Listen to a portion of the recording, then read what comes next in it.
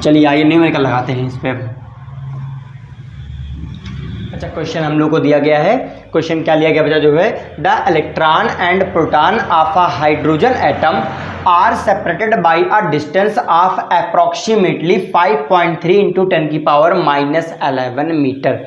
अपने पास क्या है कि एक हाइड्रोजन एटम है, उसके एक इलेक्ट्रॉन और प्रोटॉन को कह रहे हैं लगभग जो है 5.3 इंटू 10⁻11 मीटर की डिस्टेंस पर सेपरेट किया गया है। मतलब मान लो एक मिनट के लिए अपने पास एक इलेक्ट्रॉन आ गया बच्चा, इलेक्ट्रॉन में नेगेटिव चार्ज E- दिखा रखा है, और अपने पास क्या आ गया जो है एक प्रोटॉन आ चुका है, प्रोटॉन मैंने P पॉजिटिव दिखा रखा है।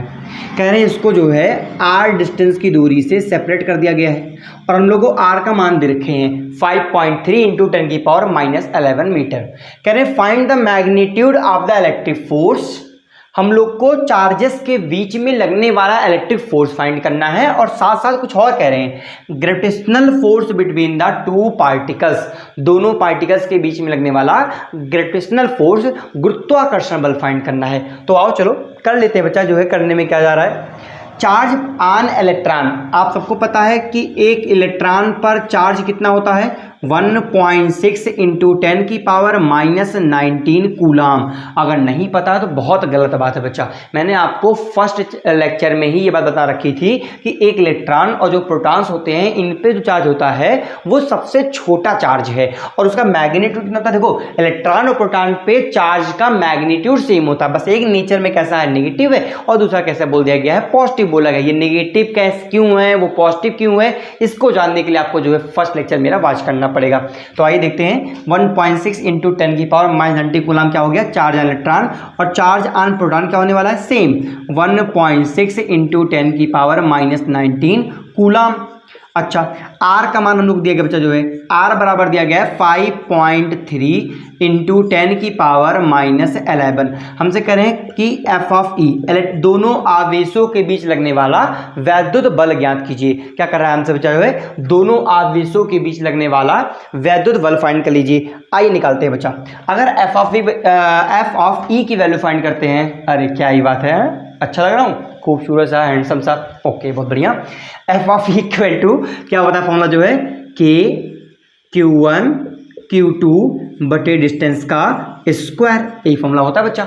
अच्छा, मैंने आपको बोल रखा था कि जब तक मैं ना बोलूं कि और मीडियन प्रेजेंट है, आप हमेशा क्या मान जाओगे, या तो आप एयर मानोगे या तो आप वैक्यूम मानोगे। अच्छा, एयर और वैक्यूम में हम लोग को तो सीधा के की वैल्यू पता है बच्चा, कितनी होती है 9 इंटू 10⁹, बहुत ही अच्छा है, बहुत ही अच्छा। Q1 फर्स्ट चार्ज पार्टिकल कितना है 1.6 into 10⁻⁻19 coulomb. Q2 second charge particle कितना है 1.6 into 10⁻⁻19 coulomb by R square बच्चा, डिस्टेंस का स्क्वायर। अच्छा, डिस्टेंस कितनी दी गई है 5.3 इंटू 10⁻11 इंटू 5.3 इंटू 10⁻11।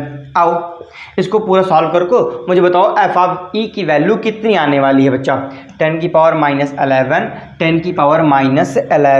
10⁻11 मतलब हो जाएगा -22 ऊपर जाए क्या बन जाएगा +22, 22 और 9 मतलब 31, -19 ये बन जाएगा अपना क्या जो है -38। अगर हम लोग इसको जो है पूरा सॉल्व करने की कोशिश करते हैं बच्चा जो है, तो 38 और 22 10⁻⁻7 निकल के आने वाला है। इसकी वैल्यू बेटा हम लोग को लगभग मिलने वाली है 8.2 इंटू 10⁸ न्यूटन। कितना मिलने वाला है 8.2 इंटू 10 की पावर जो है -8 न्यूटन। ये कैलकुलेशन मैंने कर रखी है, आप करना, आपको निकल के आने वाला है एफ ऑफ ई वैल्यू। मैं तो बस एक न्यूमेरिकल लेके आपको दिखा रहा हूँ कैसे किया जाना चाहिए। इतनी बात कहा था हमसे एक और बात कहा है कि ग्रेविटेशनल फोर्स फाइंड करो, किसके बीच में, चार्ज पार्टिकल्स के बीच में। अच्छा, ग्रेविटेशनल फोर्स का फॉर्मूला क्या होता है, एफ ऑफ जी का फॉर्मूला सबको याद होगा, जी क्या है बच्चा, ग्रेविटेशनल कांस्टेंट है, G m1 m2 by distance का स्क्वायर। इलेक्ट्रिक फोर्स का formula KQ1 Q2 by square, gravitational force का formula GM1 by square. Sir कुछ सिमिलरिटी दिखाई दे रही है। हाँ भैया सिमिलरिटी है, और ये बोर्ड का टॉपिक भी है, और हम अभी इसके बाद इसके बारे में बात करने वाली भी हैं कि क्या सिमिलरिटी होती है इलेक्ट्रिक फोर्स और ग्रेविटेशनल फोर्स के बीच में। रुक जाओ, पहले क्या करते हैं, इसकी वैल्यू फाइंड कर लेते हैं। जी क्या है, ग्रेविटेशनल कांस्टेंट है, जिसकी वैल्यू हम सबको पता होनी चाहिए। कितनी होती है, 6.67 इंटू 10 की पावर माइनस 11 इंटू, बेटा पहला क्या है, मास ऑफ इलेक्ट्रॉन, पहली बॉडी क्या इलेक्ट्रॉन है, तो m1 कितना होता है बच्चा, 9.1 इंटू 10 की पावर माइनस 31 kg। क्या होता है, 9.1 इंटू 10 को minus 31 kg। m2 mass of proton कितना होता है, जो है मास ऑफ प्रोटॉन होता है 1.67 इंटू 10 की पावर माइनस 27 kg। ये हम लोगों ने ले रखा है। आओ यूज करते हैं। m1 mass of first body, और फर्स्ट बॉडी कौन, इलेक्ट्रॉन है, मतलब 9.1 इंटू 10 की पावर माइनस 31 इंटू, बेटा सेकेंड बॉडी क्या प्रोटॉन है, 1.67 इंटू 10 की पावर माइनस 27 बाय डिस्टेंस का स्क्वायर। और अगर यहाँ पे डिस्टेंस देखा जाए कितना दी गई है, डिस्टेंस सेम है, तो 5.3 इंटू 10 की पावर माइनस 11 मीटर। बढ़िया। अब पूरा सॉल्व करेंगे, पूरा सॉल्व पे आपको एफ ऑफ जी वैल्यू निकल के आने वाली है। मैं आपको जो है F of G value direct लिखने जा रहा हूँ, 3.6 इंटू 10 की पावर माइनस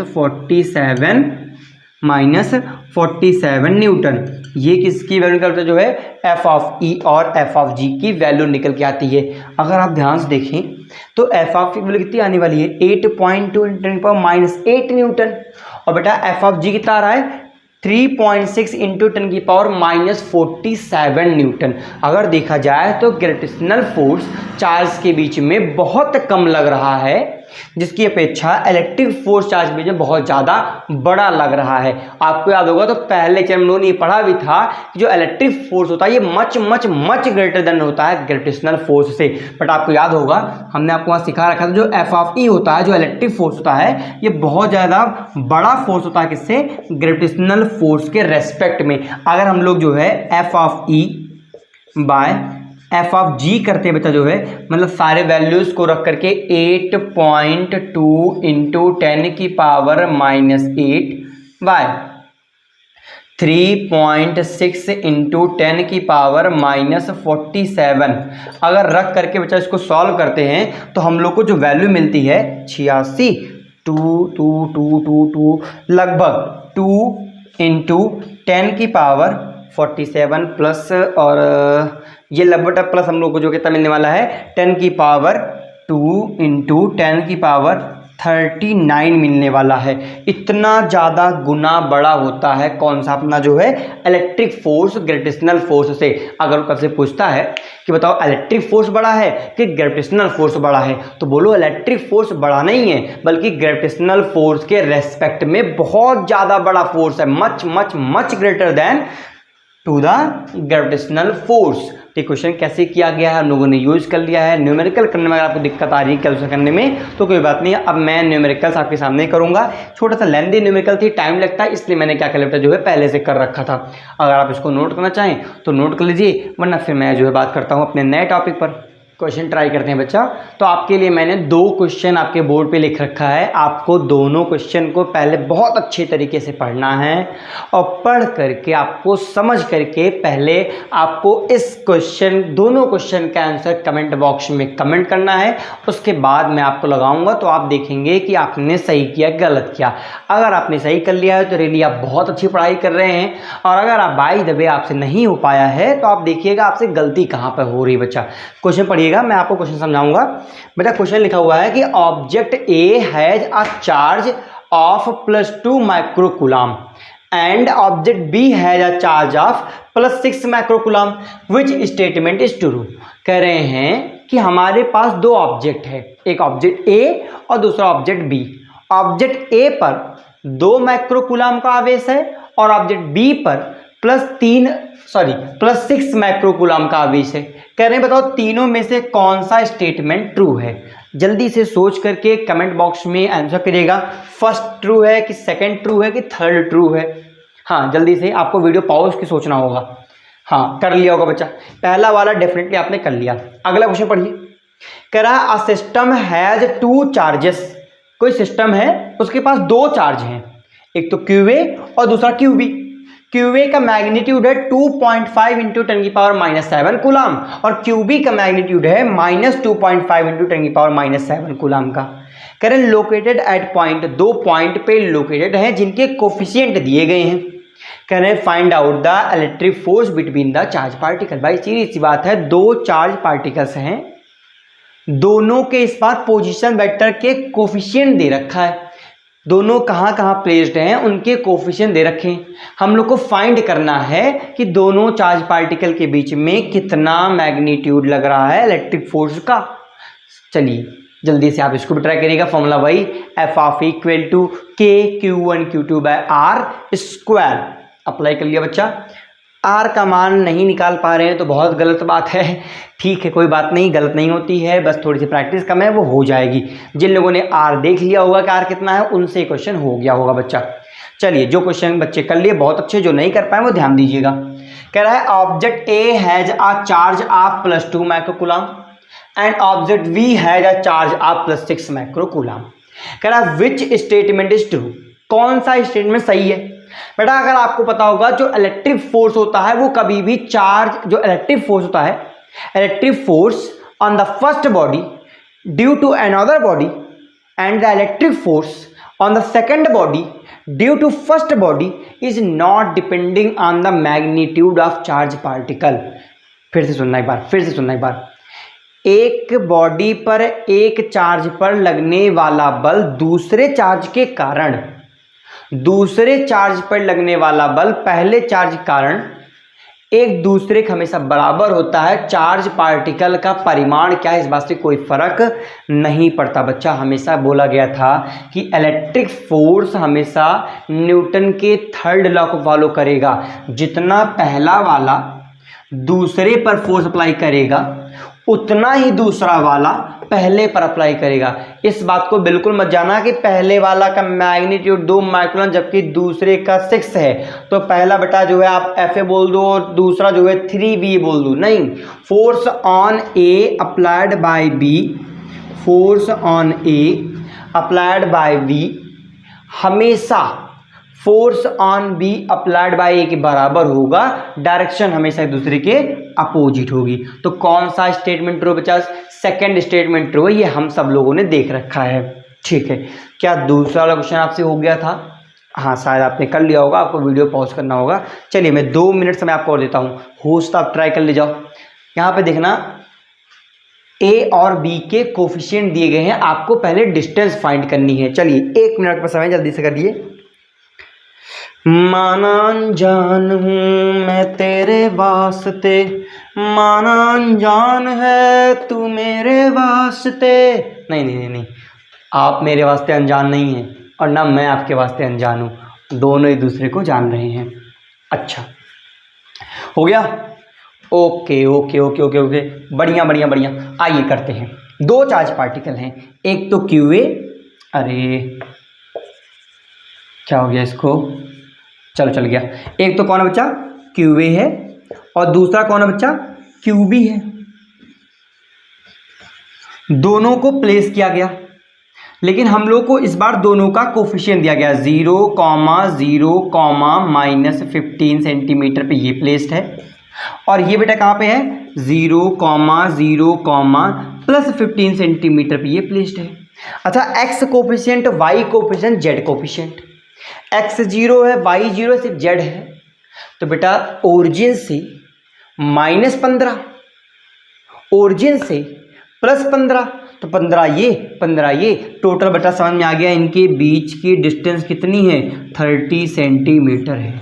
अगर आपको 1 मिनट के लिए तब भी नहीं समझ में आता है ना, तो आप हमेशा distance between 2 points, distance between 2 points आप फॉर्मूला यूज कर लेंगे √ x1 - x2 का whole square plus y1 - y2 का whole square plus Z1 minus Z2 का होल स्क्वायर। ये फॉर्मूला आप यूज कर लेंगे।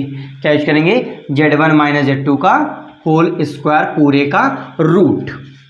अब देखो x1 माइनस x2 का होल स्क्वायर 0 माइनस 0 का whole square 0, y1 minus y2 का होल स्क्वायर 0 माइनस 0 का whole square 0, z1 minus z2 का होल स्क्वायर। बेटा z1 कितना? -15, z2 कितना? माइनस ऑलरेडी लगा है और z2 प्लस में है तो माइनस मतलब -15 भाई हम लोग क्या मिलने वाला है? अंडर रूट z1 का मान कितना? -15 और z2 मान कितना बच्चा? 15। बेटा पूरे का स्क्वायर आ जाएगा, पूरे का होल स्क्वायर। बढ़िया।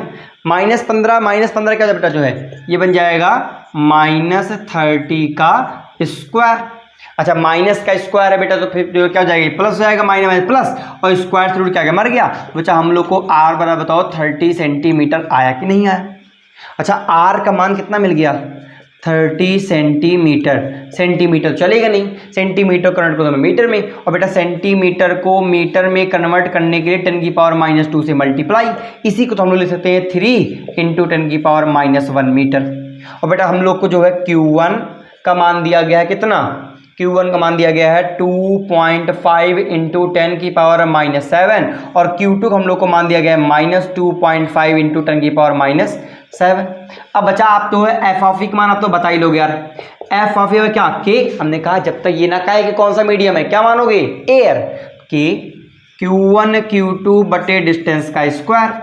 बेटा के का मान कितना? 9 × 10⁹ इंटू Q1 का मान 2.5 × 10⁻7, Q2 का मान 2.5 × 10⁻7। भैया आपने जो है Q1 को नेगेटिव पॉजिटिव है, Q2 को भैया आपने नेगेटिव में दिया। अरे भैया सिर्फ पॉजिटिव और नेगेटिव डायरेक्शन बताने के काम आते हैं, और हम तो समझ गए इनके बीच में कौन सा फोर्स लग रहा होगा। QA QB को अपनी ओर अट्रैक्ट कर रहा होगा, देखो F on B applied by A, और QB QA को अपनी ओर अट्रैक्ट कर रहा होगा F on A applied by B। तो पॉजिटिव और नेगेटिव जो सिंबल्स होते हैं ये सिर्फ जो है डायरेक्शन बताने काम आते हैं। क्वेश्चन सॉल्व करते समय, न्यूमेरिकल लगाते समय आप क्या नहीं यूज करने वाले हैं? आप सिंबल्स का यूज नहीं करेंगे क्योंकि आपने डायरेक्शन ऑलरेडी फाइंड कर रखी है। इनके बीच में कौन सा फोर्स आ रहा है बच्चा? जो है अट्रैक्शन फोर्स आ रहा है। देखो मैग्नीट्यूड दोनों का बराबर लेकिन डायरेक्शन दोनों की एक दूसरे के अपोजिट है। चलो बढ़िया लगा, ये वाला समझ नहीं यार? मैग्नीट्यूड एक दूसरे के क्या लग रहा है? एक मैग्नीट्यूड दूसरे के बराबर है लेकिन डायरेक्शन एक दूसरे के कैसे निकल आने वाली है? अपोजिट। तभी क्या लगा हुआ है? माइनस लगा हुआ है। देखो ना ध्यान से बच्चा। सर यहाँ पर जो है मैग्नीट्यूड सेम था बच्चा, यहाँ मैग्नीट्यूड अपोजिट है मैंने माना, लेकिन न्यूटन का थर्ड लॉ ही तो फॉलो कर रहा है, कूलाम का नियम। तो जितना इधर रिएक्शन है या कोई रिएक्शन, जितने फोर्स से ये इसको अपनी ओर अट्रैक्ट करेगा उतने ही फोर्स से तो ये इसको अपनी ओर खींच रहा होगा बच्चा। हाँ यार ठीक है। अब इसको लगाओ बटे डिस्टेंस का स्क्वायर। डिस्टेंस कितनी बच्चा जो है? 3 × 10⁻1 मीटर। अच्छा भाई 3 से मल्टीप्लाई, 3 3 जा 9 कैंसिल आउट हो गया। 2.5 × 2.5 6.25 कितना आ जाएगा बच्चा जो है? ये आ जाएगा 6.25 इंटू क्या? 3 इंटू 10⁻9 -7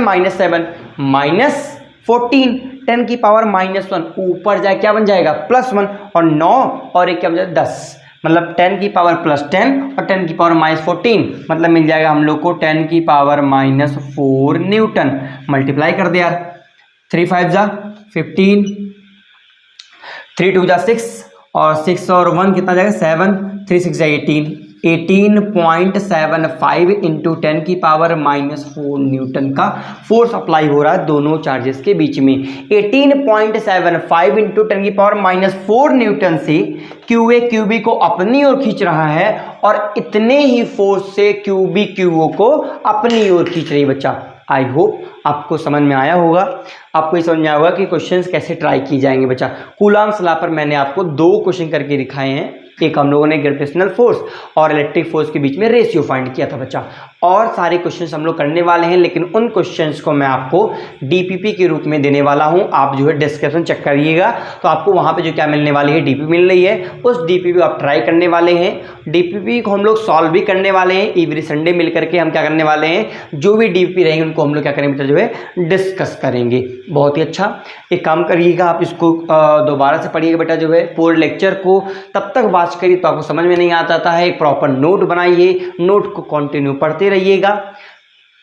हाँ, ग्रेविटेशनल फोर्स और इलेक्ट्रिक फोर्स के बीच में हम लोग को रिलेशन फाइंड करना है, उनके बीच में डिफरेंस देखना है। पर मैं सोच रहा हूँ कि ये दोनों चीज़ें जो है परमिटिविटी के साथ जो है अगले लेक्चर में कर लिया जाए। तो हम लोग जो है मिलने वाले हैं अब जो है कौन सा डे पर, मंडे। आज तो है ये 1, अब 3 मिलेंगे, मतलब ट्यूसडे नहीं, वेडनेसडे को मिलते हैं। और वेडनेसडे को हम लोग क्या पढ़ने वाले हैं, परमिटिविटी के साथ साथ क्या पढ़ने वाले बच्चा, जो है परमिटिविटी के साथ साथ पढ़ने वाले हैं similarity between the gravitational force and electric force बच्चा। तो चलिए ठीक है, आप मेरे साथ बने रहिए, बहुत अच्छा लगा। ऐसे ही आप जो है कंटिन्यू लेक्चर को वॉच करिएगा और ढेर सारी पढ़ाई करिए बच्चा जो है, क्योंकि हम लोग का टारगेट बड़ा है।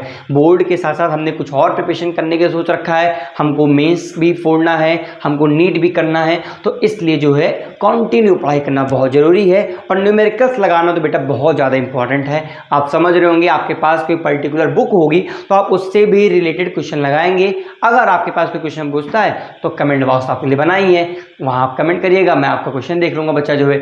चलिए मिलते हैं अपने अगले लेक्चर में, तब तक के लिए आप पढ़ते रहिए। ऑल द वेरी बेस्ट बच्चा, पढ़ते रहिए बच्चा, पढ़ते रहिए।